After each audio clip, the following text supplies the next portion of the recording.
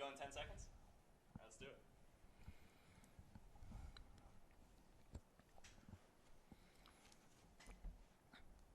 Welcome into the Alvernia Football Coaches Show, Week 7 edition across the Jacob Media Sports Radio Network on Sports Radio 1240, which is, of course, your home for Alvernia Golden Wolves football. I'm Matt Murphy alongside head coach Ralph Clark of the Alvernia football program, as we are joined by Coach Clark every week. And today's show, we're coming off a 29-24 win, a homecoming win here in Reading over Lycoming, and we're leading up to kickoff against Kings College, which will have the action for you at the top of the hour. But, Coach, it's good vibes all around coming off the homecoming win. Not only was it a homecoming win, it was the first conference win in program history, so a big one to check off. And more importantly, you went 1-0 that week, and it was a W. Absolutely went 1-0 for the week.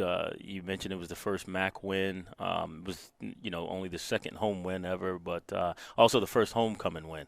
So, I think that was a huge staple for us. It was a great moment in the program and program history, and the kids got an opportunity to make history. So it's a great way to lead into another week.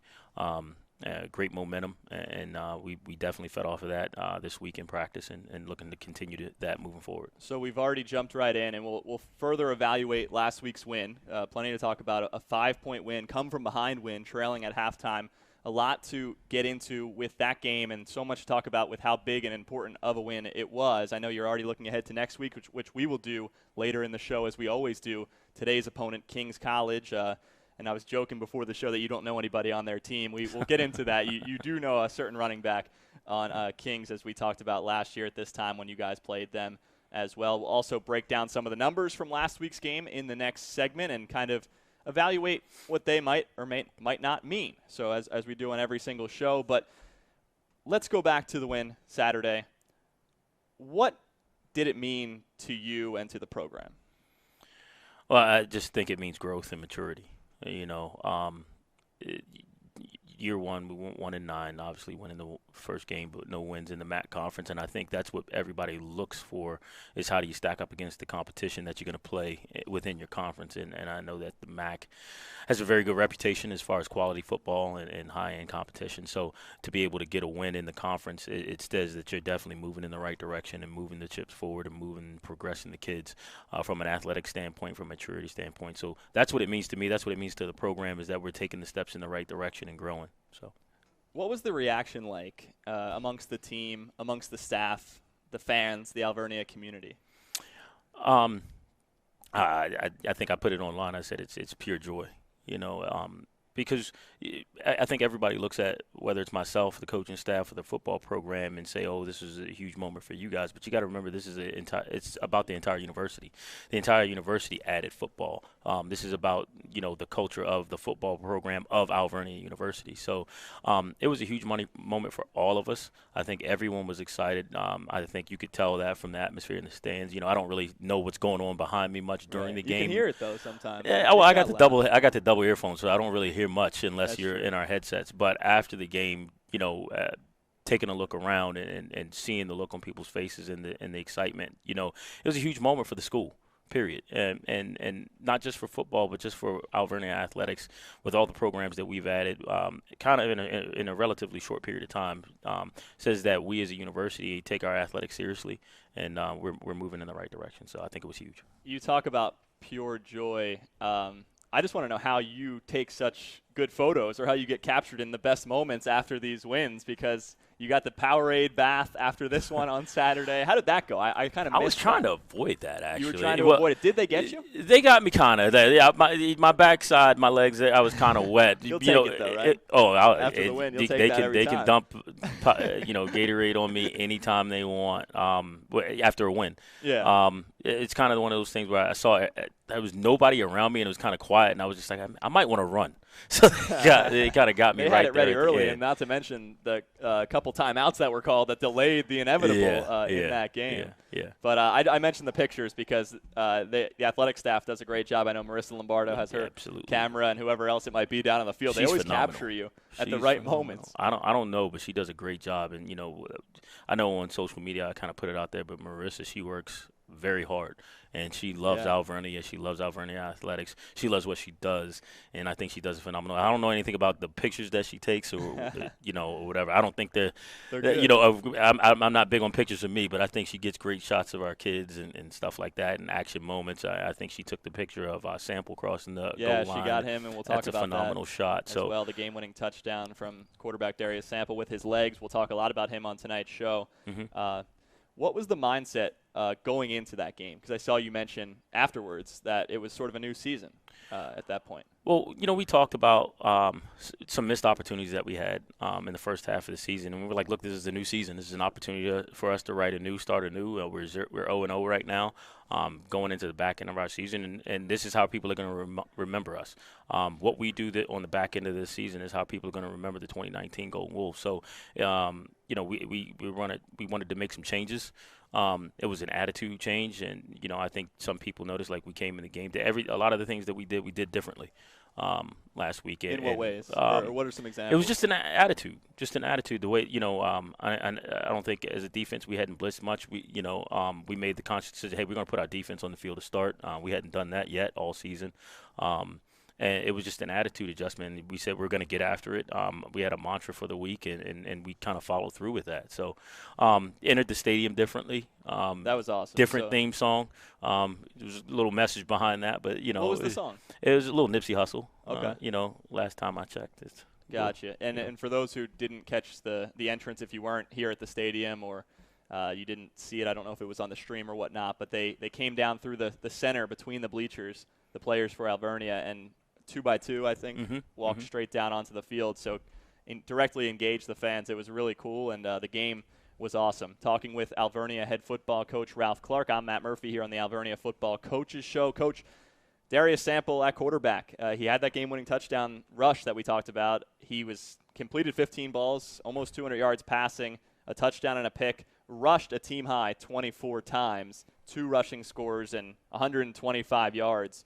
What can you say about his play last week? Well, first of all 24 of those carries were not designed. That's true. I think everybody you see that final number, and he's a quarterback, so he can take off when he needs to or when he wants to. Right. Well, Darius is like I told you guys at the beginning of the season. I kind of alluded to things, but now I think everybody's been able to see he's a difference maker. He's a very explosive football player. He can get it done with his arm, and he can definitely get it done with his legs. I wish he didn't have to get it done with his legs so much, but he just brings a different dynamic to the game, a different dynamic to the offense anytime that he's in there. And our kids feed off his energy, his playmaking ability. And then now there's some things that go against the grain and go against what you teach kids to do, and you get the no yes moment a lot with him, but you understand that that's what you get with him, and you take it because he's a phenomenal. First of all, he's a phenomenal kid. He's a phenomenal person. I was going to ask, what's he like for fans who haven't maybe interacted with him after games? He is hilarious. Funny guy. Oh, he's hilarious. Is he considered like the team jokester, but in a good way? He just has people. I don't know if he's considered the judge. I think if you just sit down and you have a couple conversations with Darius, first of all, you realize how great of a person he is, how good of a person he is, and then you sit and talk to him for a little bit more, and you realize how funny he is. And I'm originally from the D.C. area. He's from Baltimore, and so we kind of joke about how different the areas are, and from dress to music to just to lingo. So, right. You have to talk to him a little bit different, speak his language a little bit. Offensive Player of the Week, by the way, in the MAC Conference. Awesome achievement for a freshman quarterback who has kind of taken the reins at this point. On the defensive side, because we haven't shown this guy much love yet this season, captain linebacker Tajon Witten had a game-high 12 tackles this past week against Lycoming. How important is he and has he been for this team? Well, I think everybody has, if you go back to last year, I think it's notable that when Tajon is not on the field, we're a different defense. You'd like to say that no one person is above the team, and they're not. But he definitely is the fuel that makes our defense go. He understands it, and the kids trust him and they look to him. Whether it's getting lined up or making checks or getting us in the right frame of mind or playing with emotion or attitude. So he's an integral part of our defense. He's an integral part of our team because he's captain, obviously. Yeah. But he's an integral part of our defense and the improvement and the strides that we've made. I don't think we make them if he's not in there in front and center with our defense. Miles Brody with another interception as well. That was a big play in the game. He kind of nice athletic interception and had a Oh, nice absolutely. return on it too. Absolutely, absolutely. Miles, and he had some struggles the previous couple of weeks. And when you look at his stats, you understand that he's a playmaker. When you look at his stats, you'd probably be surprised that he's a freshman. So he has great playmaking ability. A long way to go in his development, but I think if you look at the way that he plays in that moment, he's had a lot of big moments in this Sure. 2019 season right now. And kind of like Tajon, motivating our defense, exciting our defense, and getting us, putting us in a good position. So he's another integral part of our defense. Winding down on this opening segment again, we're taking you guys all the way up to kickoff between Alvernia and Kings College. Kings is 3-2. We'll get there. We'll talk about them a little bit. Lycoming, coming off your win against Lycoming, 2-4, 1-3 in the MAC. So plenty more to come. But as we wind down this opening segment, what was the message to the team on the field after the game? A question that we often talk to you about, but it's coming off a really big win at home this time around. It kind of echoing a lot of the things that we talk about all the time about it was a great job handling adversity. When you look at it and you look at the score and your great win and everybody's excited, and you don't realize we had 20 penalties. We're going to get there. 20 penalties. So there's a lot of growth, but you want the kids to absorb it, take it in, enjoy the moment. I thought they did a great job of continuing the battle. I don't think anybody ever panicked, sticking together. So they did a great job of that. But then the message was, okay, now comes the maturity. I want you to enjoy it for the next 24 hours, and now we're on to the next week. We've got to show some growth and not let this one piece of success go to our head because we still have the rest of this to go. We have another week. We got to go 1-0 next week. Absolutely, and there were a lot of penalties on the other side as well. So we're going to talk about some numbers on the other side of this break. Again, this is the Alvernia Football Coaches Show leading up to kickoff at the top of the hour here on the Jacob Media Sports Radio Network on Sports Radio 1240, your home for Alvernia Golden Wolves football.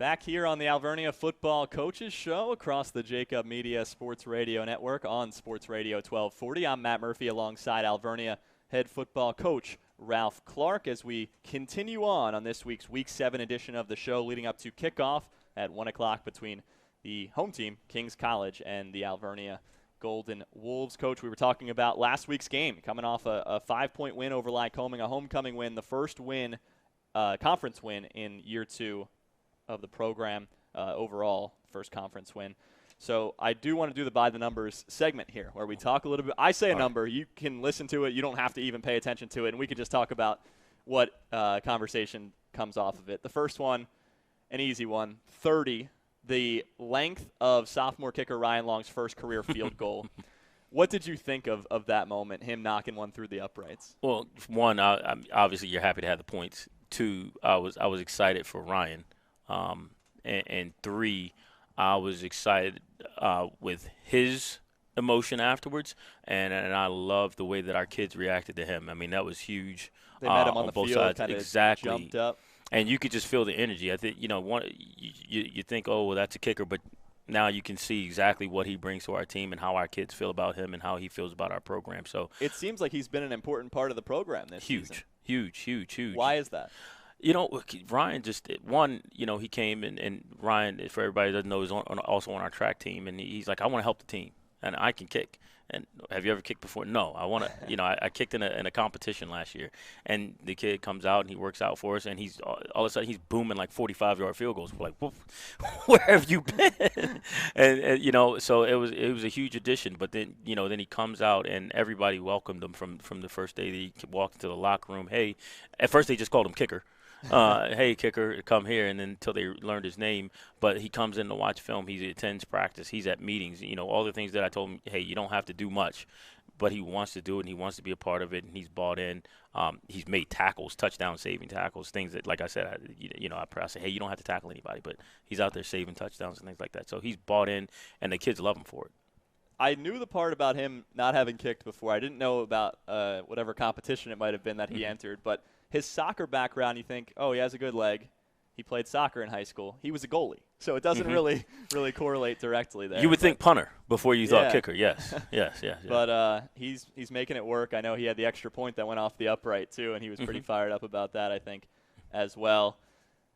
A number that is not as exciting that you might not want to talk about, the penalties. You mentioned it in the first segment, 20 penalties. There were a lot on them as well, the way the game was officiated. You're not going to comment on the officials, but how were you able to overcome those penalties in last week's game? Because I did see that you said afterwards you liked the way that your guys were able to overcome those penalties.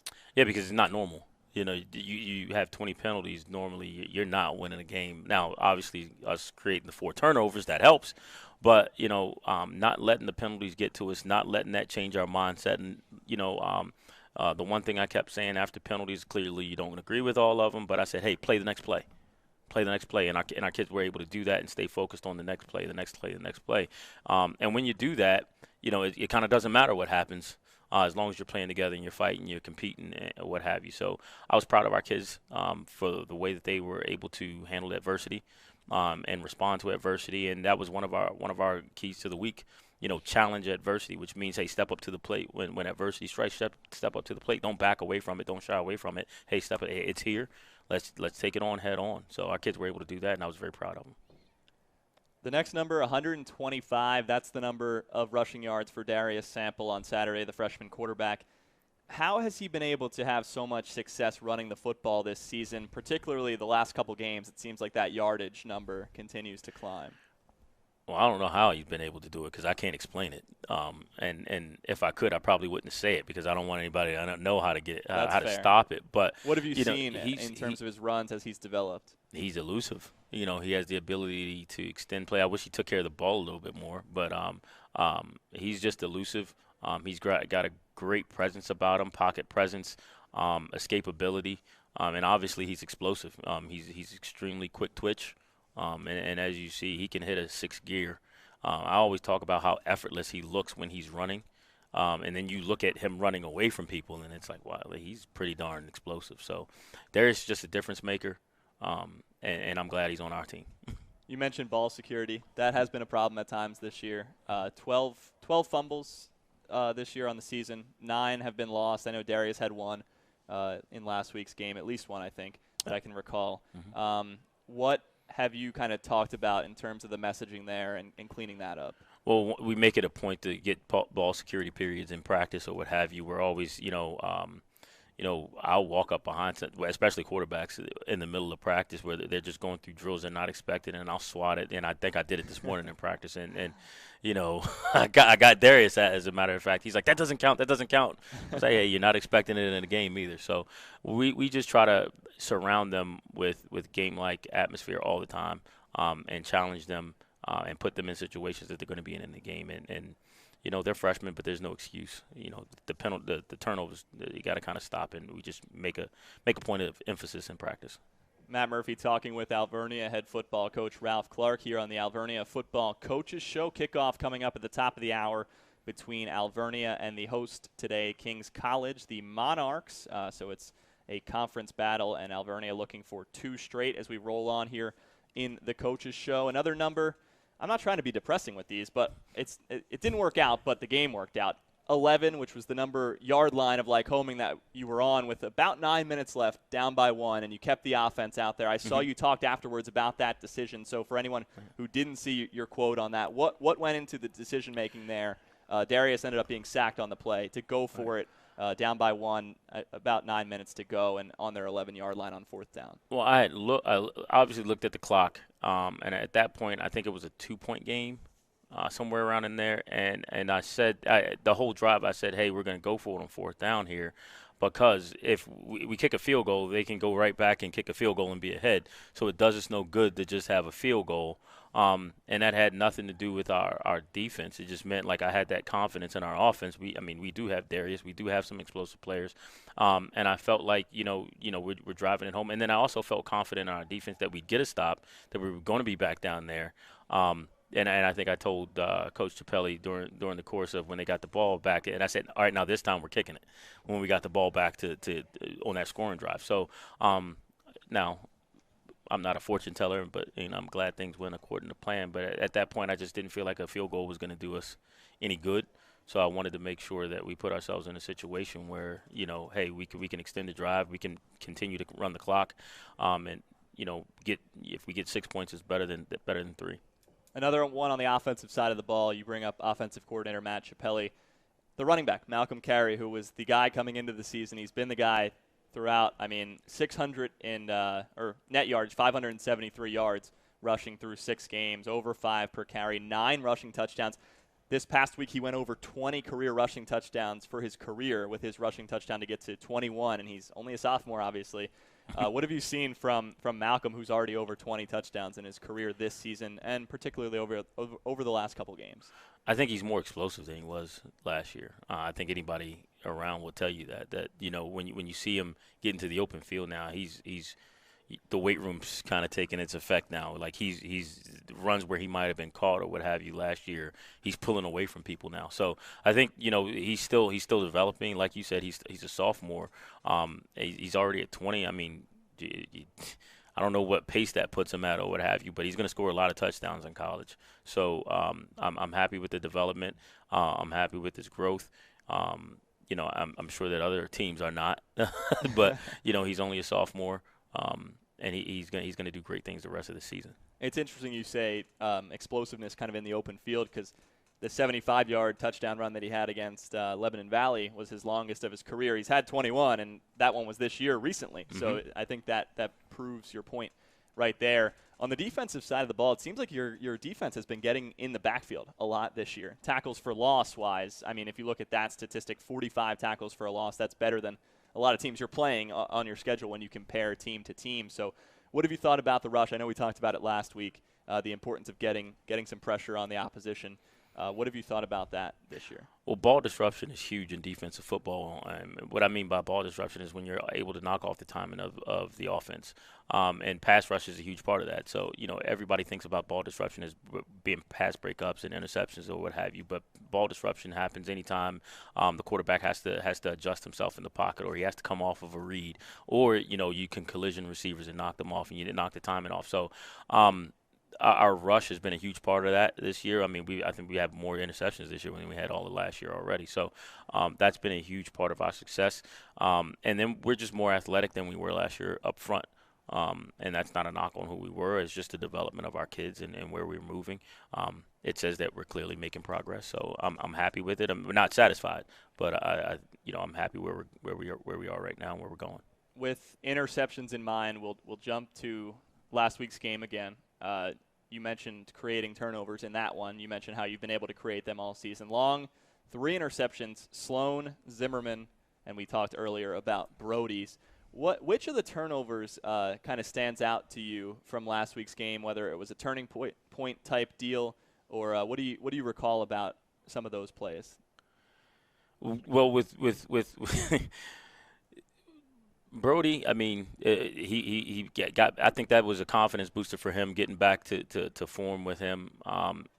Zimmerman. I mean, he's a solid kid. He's a coachable kid. He's going to do exactly what you want him to do. I think the one that was. I don't know if how pivotal it was because we gave the ball right back, but Sloan's I forgot interception. all about how that one went down. Yeah, he gave the ball right back, but the previous drive. He had an opportunity to make a play, and he didn't. And for anybody that doesn't know, we moved Sloan from outside linebacker to safety. So this was his first game at safety, so he wasn't used to moving at that angle, the ball coming to him at that angle and at that speed. So they threw it at him, and then he didn't make the play. He made the tackle, but he didn't make the play on the ball. And we addressed it on the sideline, and so they went at it again. And same exact play, same formation, and same call for us. And he goes and makes the pay. I mean, he threw it right to him. So yeah. I think that was huge for him, huge his confidence. I think, and another eruption from our sideline. I think as you saw, because you're able to see the things that you work on and that you coach up in practice, and they come through and you put them in those game situations in practice. And hey, I'm ready for that situation in the game. So I think that was huge for us, even though we gave the ball right back. But then we got the ball back again. So I think that was just huge because it really got turnover started with us and turned into a turnover Saturday. So that was great. Turnover Saturday. I like that. Yeah, that's how it went down. We will preview this upcoming game very shortly on the other side. But before we hit the break, you talk about the changes in the secondary. I noticed that. I wanted to bring it up after looking at the two deep. Ty Morris, it looks like now, kind of slots over to corner, and you mentioned Sloan going to safety. What did you think of how that played out? Those changes. I like it a lot. Ty played some corner for us last year. He knows our secondary. He knows the calls.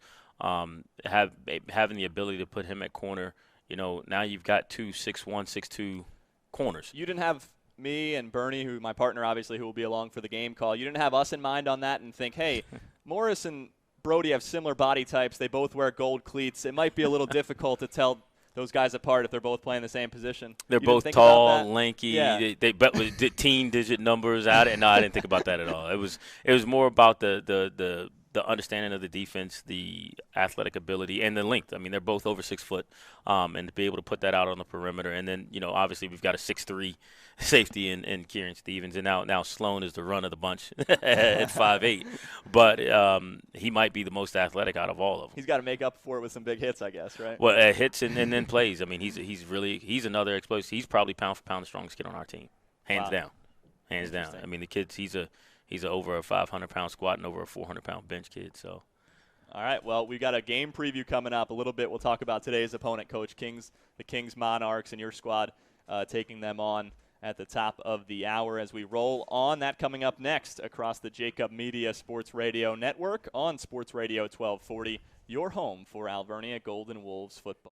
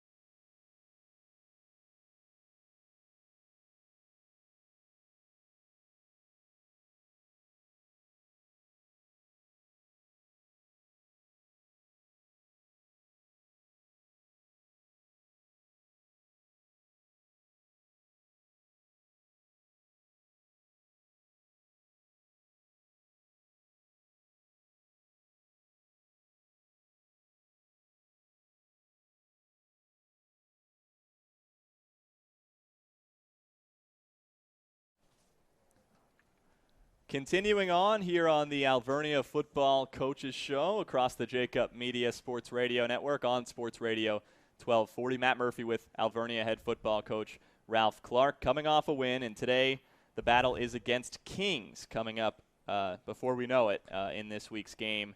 They're 3-2. You guys coming in looking for your third victory, so we're going to jump right in. How was practice this week gearing up for Kings? Pretty good. Guys flying around, feeling better.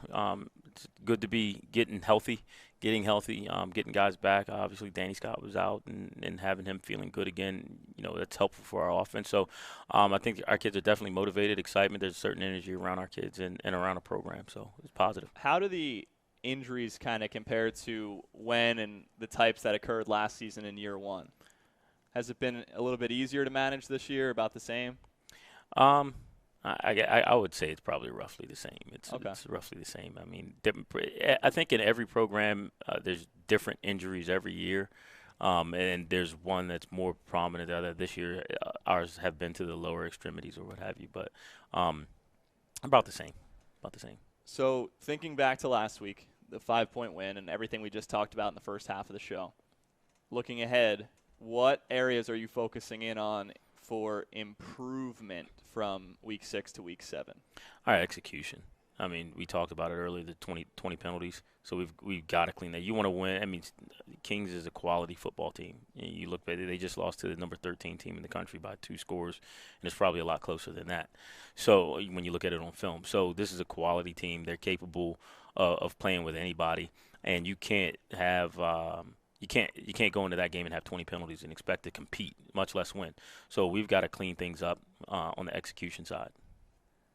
What should fans expect from Kings and their offense? A question I like to ask about both sides of the ball for the opposition. For Kings, the Monarchs offensively, what should we be looking for and everybody else be looking for? Well, their offense runs around J.D., Jordan Downs. I mean, he's prolific, to say the least, running back. Very dynamic, explosive in the run game, the pass game. Very Le'Veon Bellish in his run style. Very patient. Waits for holes to open, and then all of a sudden he explodes. And if you haven't seen legit 4.4 speed, you can see it when he runs. So they do a great job of scheming for him and finding ways to get him the ball in the run game as well as the pass game. So and the quarterback, he's got a strong arm. They have long, rangy, athletic receivers. They good against the press, good at stretching the field, and intermediate pass game, and they mix in the RPOs a little bit. So just a little bit. They're not a heavy RPO team, but they do a great job of spreading it around and being pretty much 50-50 with the run pass. How does a patient running back impact what your defense is trying to do, and how is that challenging when the guy kind of directs his blockers and waits a little bit to hit holes? Well, I don't think it affects us in what we do. I think it affects in how you fit, especially when you have an aggressive defense. You have, you talk about Tajon and guys like Hyman, our linebackers that are really athletic and explosive type kids. They're used to going somewhere, getting somewhere, and wanting to fit right now. And we had to talk to our guys. Hey, you got to slow it down a little bit because he's not going to run into a pile. He's going to be patient and wait till the seam is opened a little crack, and then he's going to hit it. So you've got to – it's funny because you want your guys to play fast and play physical and attack the line of scrimmage, but at the same time you've got to teach them to be patient as well.